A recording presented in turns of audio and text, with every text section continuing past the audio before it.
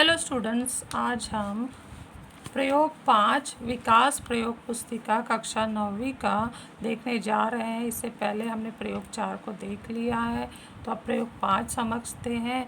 प्रयोग 5 में क्या बोला है? समकोण त्रिभुज के कर्ण पर खींची गई माध्यिका के गुणधर्म को जांच करना। तो ये जो गुणधर्म है हम पाठ 3 में पढ़े हैं, जो बहुत ही महत्वपूर्ण है कि समकोण त्रिभुज में कर्ण पर खींची गई माध्यिका कर्ण की लंबाई में आधी होती है। तो ये हमें सिद्ध करना है। तो एक समकोण त्रिभुज खींचना है, तो तुम्हें माप दिया जा रहा है जो आधार BC 3 सेंटीमीटर और एक भुजा 4 सेंटीमीटर और दूसरी भुजा 5 सेंटीमीटर। तो आप लोगों को आधार 3 सेंटीमीटर खींच के 4 सेंटीमीटर का B से चाप लगाओ और 5 सेंटीमीटर गोला प्रकार से लेकर C पर रखकर चाप लगाओ, तो बिंदु A प्राप्त होगा। इस तरह से त्रिभुज ABC प्राप्त हो गया।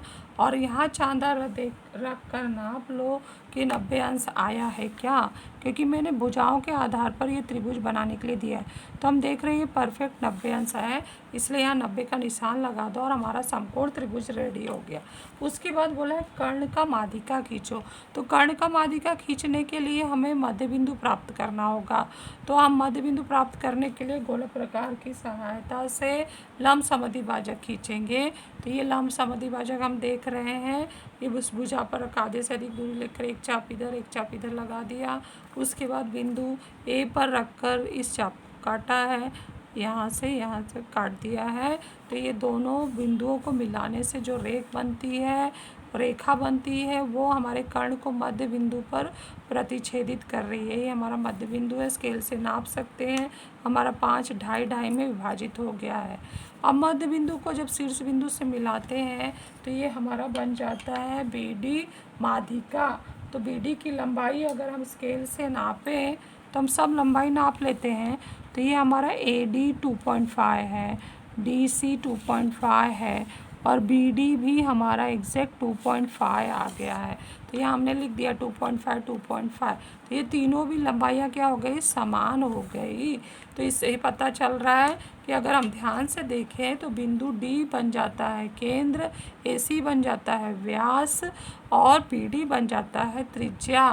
तो जैसे ही हम D पर रखकर AD को या AC को या फिर BD को त्रिज्या मानते हैं, मानकर इसको घुमाते हैं तो एक वृत्त बनता है जो तीनों बिंदुओं को छूकर जाता है। तो इस तरह से आप लोगों को ये रचना करना है। ये रचना करने के बाद सारणी में थोड़ा सा हमें भरना है। तो इसमें क्या दिया गया है कि AC की लंबाई लिखो 5 सेंटीमीटर, BD की लंबाई हमने नापा कितना आया? 2.5 आया। फिर जो आधा AC करो, आधा गुणे 5 के तो 2.5, उसको Y मानो और BD की लंबाई X मानो। क्या X और Y बराबर है? तो हाँ है। तो इसलिए हम कह सकते हैं कि ये जो BD है आधा AC के बराबर है। इस तरह से हमारा ये समीकरण आ गया और यही है समकोण त्रिभुज की कर्ण की माध्यिका लंबाई में कर्ण की आधी होती है, जो गुणधर्म के रूप में पाठ 3 में पढ़े थे। अब परिवृत्त खींचने पर कौन व्यास है कौन त्रिज्या है, उस विधि से भी किया गया है कि बिंदु ABC एक ही वृत्त पर स्थित है। हाँ है, जब हमने वृत्त खींचा तो हम देख रहे हैं ABC वृत्त पर स्थित है। और फिर जब वृत्त है तो D केंद्र बन गया और AC क्या कहेंगे? तो AC को हम व्यास कहेंगे और जो BD है वो बड़े वृत्त की त्रिज्या है। और त्रिज्या सदैव उस त्रिज्या और व्यास में संबंध क्या होता है कि त्रिज्या व्यास की आधी होती है। तो त्रिज्या हम किसको ले रहे हैं? BD को ले रहे हैं और व्यास को क्या ले रहे हैं? AC ले रहे हैं।